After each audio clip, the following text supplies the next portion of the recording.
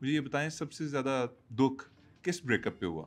वाह, चश्मा तो ऐसा लगाया है आपके जैसा डॉक्टर सही जगह पे ऐनक लगा के गलत जगह इंजेक्शन लगा देता है। आप जोक्स ना करें। आप मुझे बताएं कि आपका ब्रेकअप सबसे ज्यादा दुखी वाला कौन सा था? वैसे तो मेरे बहुत सारे अफेयर थे, लेकिन ऋतिक के साथ मेरा अफेयर वाज नॉट फेयर। इसका क्या मतलब है? उसने मुझसे दो बातें छुपाई थी, जिसकी वजह से हमारा ब्रेकअप हो गया। कौन सी दो बातें?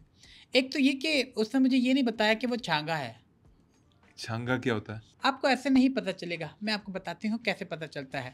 जैसे नॉर्मली हम देखते हैं कोई आदमी वेव कर रहा हो इंसान, तो जी जी। लगता है कि वेव कर रहा है, वेव उसके कर। आप काउंट नहीं कर सकते। लेकिन ऋतिक अगर सिर्फ यूं हाथ दिखाए तो लगता है कि वेव कर रहा है। मत एक अंगूठा यहाँ से एक्स्ट्रा निकला हुआ है। चलें, छांगा होना एक रीजन हो गया, दूसरा रीजन? और दूसरा ये कि ऋतिक का जादू के साथ भी अफेयर चल रहा था मेरे होने के बावजूद। जादू, जो किरदार था उनकी फिल्म का। जी हाँ। और क्या आपको पता है कि जादू आज भी ऋतिक के पास धूप सेकवाने जाता है? और क्या आपको पता है, जब उसे पता चला कि मुझे पता चल गया कि उसका जादू के साथ अफेयर चल रहा है, तो उसने मेरे से फौरन ब्रेकअप कर लिया। फौरन ब्रेकअप कर लिया। कितनी बुरी बात है। मैंने उसको इतने मैसेजेस किए, 14,400 लाख समथिंग मैंने उसको ईमेल्स की। ऋतिक को? तो और क्या, मैं जादू को मेल्स करती। लेकिन उसके बाद मैं उसके बाप के पास भी गई। किसके? जादू के? अरे नहीं बेवकूफ, मैं ऋतिक के पापा की बात कर रही हूँ। मैंने मेल्स भी की, मैं उनके पास भी गई। मैंने कहा ऋतिक ने मेरे साथ ब्रेकअप कर लिया, ब्रेकअप कर लिया, उसने मुझे अपनी ज़िंदगी से निकाल बाहर फेंका है। ऋतिक के पापा, आपसे एक रिक्वेस्ट है, क्या रिक्वेस्ट की आपने? आप ही मुझसे अफेयर कर लो। आपको जरा शर्म ना आई ये बात करते हुए ऋतिक के बाप से? और जाओ जाओ, आपको तो फिर ऋतिक के बाप का टैलेंट नहीं पता। ऋतिक तो सिर्फ नाम का रोशन है, असल रोशन तो ऋतिक का बाप है। चमकदार टेंड। एक दफ़ा मैं उनके पास गई और मैंने पूछा, बताइए कि कटप्पा ने बाहुबली को क्यों मारा? आप उनका मजाक उड़ा रही हैं टिंड की वजह से कि वो कटप्पा लगते हैं। अच्छा, ऋतिक के घर का एक इंटरेस्टिंग वाक्य बताती हूँ। एक दफ़ा ऋतिक के घर पे पार्टी हो रही थी, मैं भी वहाँ इनवाइटेड थी, मैं भी चली गई। एक हल्ला गुल्ला हो रहा था, सारे लोग इंजॉय कर रहे थे। लेट हो गया तो ऋतिक ने मुझसे पूछा, ज़रा कंगना टाइम से देखना क्या हो रहा है। मैंने वॉल क्लॉक पे देखा और ऋतिक को कहा कि 4:40 हो रहे हैं। ऋतिक ने गौर से घड़ी देखी और कहा, पागल तो नहीं हो रही, 12 बज रहे हैं रात के। मैंने ऋतिक को कहा, नहीं तुम्हारी घड़ी ख़राब है, वो देखो वॉल क्लॉक पे 4:40 हो रहे हैं। तो कहता है, अबे बेवकूफ़, वो वॉल क्लॉक नहीं, मेरा पापा है।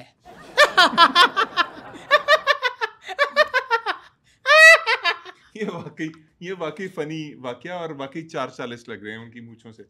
देखो देखो, देखो ना, लग नहीं रहा? एक लग मूंछ उसकी 4 नंबर पे है और एक 40 पे है। हाँ हाँ, बिल्कुल लग रहा है, बिल्कुल लग रहा है। पहली दफा कोई फनी बात की है आपने। एक्सक्यूज मी, मैं पूरी इंडस्ट्री के अंदर फनी साइको मशहूर हूँ। Okay. Funny psycho? Yes. Okay. अच्छा फनी साइको साहिबा, आपके साथ हंसी मजाक बहुत हो गया, आप थोड़ी सी सीरियस गुफ्तगू करते हैं। ये क्या कर रही हैं आप? मैं सीरियस हो गई हूँ। ये सीरियसनेस है आपकी? मैं झांसी की रानी में भी ऐसे ही सीरियस हुई थी। जी, और वो फिल्म इसीलिए फ्लॉप हुई थी। धर तेरी की। मुझे ये बताएं, आप ड्रग्स लेती हैं? आपके ऊपर इल्ज़ाम है कि आप ड्रग्स यूज़ करती हैं। ए मिस्टर, तुम ना मर्द होते ही ऐसे हो। तुमसे हंस के दो चार बातें क्या कर ली, तुम तो पटरी से उतर गए। क्या अनाप शनाप बोल रहे हो कि मैं नशा करती थी, मैं नशा लेती थी, मैं ड्रग्स करती थी? तुम्हें कोई हक नहीं पहुंचता कि तुम मेरी कैरेक्टर असैसिनेशन करो। ओके, मैं ड्रग्स नहीं लेती थी। मैं तो सिर्फ एक्सप्लोर कर रही थी कि यार ये आखिर होता क्या है, सारे लोग ये कर रहे हैं, क्यों कर रहे हैं, इसकी वजह क्या है। तो मेरे अंदर भी एक क्यूरियोसिटी सी थी कि यार करके देखते हैं होता क्या है। लो जनाब, मैंने नशा कर लिया। उसके बाद जो हुआ, मेरी अच्छी खासी ज़िंदगी चल रही थी, लेकिन वो उथल पुथल ऊबड़ खाबड़ रास्तों पे आ गई और कंगना की ज़िंदगी बर्बाद हो गई। और सिर्फ यही नहीं, मैंने अध्ययन सुमन को भी करवाया था थोड़ा सा। वो मान नहीं रहा था, मैंने उसको मारा भी। मैंने कहा थोड़ा सा कर ले, मज़ा आएगा। शेखर सुमन के बेटे को? हाँ, लेकिन मैंने ज़्यादा नहीं किया, मैंने ज़्यादा फोर्स नहीं किया। वो तो मुझ पर सिर्फ इल्ज़ाम लगाया कि इसने नशे पे लगाया है। देखो ना, उसको नशे की ऐसी लत पड़ी, ऐसी लत पड़ी, क्योंकि नशा एक गंदी चीज़ होती है। उसने गंदे काम करना शुरू कर दिए। कैसे गंदे का? हीरा मंडी में काम किया उसने। हीरा मंडी? जो प्रॉपर हीरा मंडी है? मैं मूवी की बात कर रही हूँ, कहाँ की बात कहाँ ले जा रहे हो? तो नशा बहुत गलत चीज़ है। नशे में आप बिल्कुल अपने आप को ना झोंकना, वरना मेरी जैसी आपकी तबीयत हो जाएगी। मेरी वायरिंग हिल गई है, वायरिंग हिल चुकी है मेरी। मैं ठीक तरह से बात नहीं कर सकती, ठीक तरह से सोच नहीं सकती।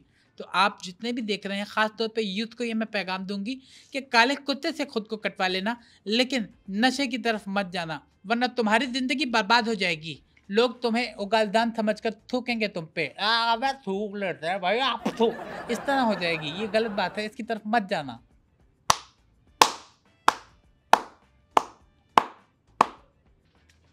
बड़ी बात की आपने। आपने ताली बिल्कुल गलत बजाई है। नशे की बात सुन के जो ताली बजाते हैं ऐसे नहीं बजाते, कैसे बजाते हैं? ऐसे बजाते हैं। आप फिर लोगों को मना करने के बावजूद फिर नए सिरे से तालीम दे रही हैं कि नशा कैसे नहीं, किया मैं जाता है। कभी नहीं कहूँगी, कभी नहीं कहूँगी नशे के करीब मत जाना। नशा बहुत गंदी चीज़ है, बहुत ख़राब चीज़ है। और फिर आपके बारे में भी ये कहना पड़ेगा, नशे में कहीं वो तन्हा न रह जाए। आपने अध्ययन सुमन के साथ तो नशा किया, आपने ऋतिक रोशन के साथ भी नशा किया। ऋतिक के साथ मुझे नशा करने का मज़ा बिल्कुल नहीं आया, क्यों? बिल्कुल भी नहीं आया। क्यों मजा नहीं आया? क्योंकि वो आपको पता है ना, ऋतिक छांगा है, उसकी एक एक्स्ट्रा अंगूठा है उसका। जब भी मैं उसको 2 सिगरेट का माल देती तो वो यूँ रगड़-रगड़ के मसर-मसर के ना 2 सिगरेट का माल बेचारा, आधे सिगरेट का माल आता था, बाकी 1.5 सिगरेट का ज़ाया हो जाता था। ज़ाया कैसे होता था? उसके 2 अंगूठों के बीच में सारा माल फँस के ना आधा चल जाता था, ज़ाया हो जाता था। अच्छा, ये तो चलें एक और मज़ाहिया बात हो गई। अब मुझे ये बताएं कि एक बड़ा इम्पोर्टेंट सवाल जिसके लिए मैंने आपको यहाँ मदऊ किया है, पाकिस्तान के खिलाफ इतना जहर क्यों उगलती हैं आप? देखिए, हमारी जो स्टेट की पॉलिसी है वो 2014 में ही बन गई थी कि हमने हर बात में पाकिस्तान का नाम लेना है। पाकिस्तान का नाम अगर हम ना लें तो हमारा खाना पचता नहीं, यानी कि हज़म नहीं होता।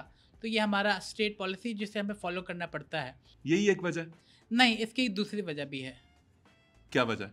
वो वजह यह है कि जब मुझे पद्मश्री मिल रहा था तो आपके उसको भी मिल रहा था, वो पाकिस्तान से जो आपका ट्रंक हमारे यहाँ पे आया हुआ है जिसने शहरियत ले ली है, अदनान समी। अदनान समी और मैं, हम दोनों उस समारोह में गए हुए थे। तो मैं यहाँ बैठी हुई थी, मेरे साथ अदनान बैठा हुआ था। पहले उसका नाम पुकारा उन्होंने कि अदनान समी आप अपना आके पद्मश्री ले लो। वो बावला एक्साइटमेंट में मेरे पैर के ऊपर पैर रख के आगे निकल गया। 3 दफ़ा मेरी रूह निकली है। 3 दफ़ा मेरी रूह निकली और फिर वापस आई। अब चलें, पहली दफ़ा तो समझ आती है कि मेजर अदनान का मिशन पूरा हो गया, लेकिन आप ये देखिए कि वो जब अवार्ड लेके वापस आया मेरी तरफ तो मेरे दूसरे अंगूठे पे भी उसने पैर रख दिया। मैं तो वहाँ फेंट हो गई, मुझे ना होश ना मुझे किसी चीज़ का पता कि क्या हो रहा है। और वहाँ पे स्टेज पे मोदी जी और हमारे जो प्रेसिडेंट थे वो पुकारते रहे, कंगना कंगना कंगना कंगना। और आप बेहोश हुई मैं हैं। बेहोश हुई हुई थी, मुझे पता ही नहीं चला बेहोशी में कौन मुझे अवार्ड दे के चला गया। अच्छा, ये पद्मश्री वो रीज़न है जिसकी वजह से आप बीजेपी, जिसकी वजह से आपने ज्वाइन की? मतलब आप तो यहाँ तक कहती हैं कि 2014 में भारत असल मानों में आज़ाद हुआ है और 1947 में भारत को सिर्फ आज़ादी बख्शी गई थी, भीख में मिली थी। आप इतनी बड़ी स्टेटमेंट देती हैं। मैं आज भी अपने उस स्टेटमेंट पे कायम हूँ क्योंकि भारत वाकई में 2014 में आज़ाद हुआ है। आपको पता है पाकिस्तान में इस चीज़ को क्या कहा जाता है? क्या कहा जाता है? उठाना। हाँ, दुख तो मैंने बहुत ज़्यादा उठाए हैं। मैंने बहुत मुसीबतें, परेशानियाँ, ज़िम्मेदारियाँ सब उठाई हैं, तकलीफ़ें उठाई हैं। जितने मैंने उठाए हैं, किसी ने नहीं उठाए होंगे।